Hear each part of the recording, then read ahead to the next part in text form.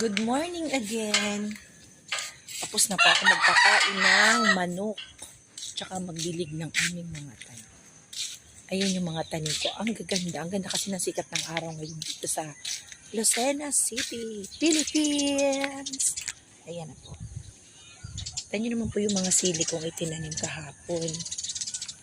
Ayan na. Dami yan. Ang dami niyan hanggang dun. Ayan. Ito nga pala yung pinagmamalaki kong papaya. Napakaliit. Tsaka yung pinya. Sa kabilang side may tanim pa po ako. Mga sitaw. Ayan. Kita nyo naman. Nagka-climb na sila. At syempre ang aming buko na halos lagi kong nauubos everyday. Everyday ko siyang kinukuha. Ayan, may tanim pa po ako dito sa kabilang side ng siling pangsigang. Ito na rin ang naging libangan ko sa araw-araw.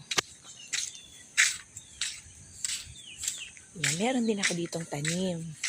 Ang ganda talaga ng araw. Ayun oh. Kaso tatatlo sila dyan, mas marami yung nandun sa unahan. Ganito po ang buhay ko araw-araw kapag wala akong book fair. Kasi tapos na po ang school year, kaya patapos na pala, hindi pa pala tapos. Patapos na kaya wala na akong school na binubukteran. Kaya ganito magtanim muna tayo. Magtanim ay di biro, maraming pagkaing makukuha. Ganun lang kasimple ang buhay ko dito sa Lucena. Dati po kaming nasa Taguig. And then nag-decide kami ng asawa ko na lumipat dito. Dito kami magpagawa ng bahay. Kasi mas masarap nga naman dito sa probinsya. Pagka tumanda ka na. Tulad nito. Matanda na ako. Nagtatanim na ako ng gulay. Tatanim ako ng mga prutas. Pag umuwi yung asawa ko dito ng every weekend, yun ang banding namin magtanim.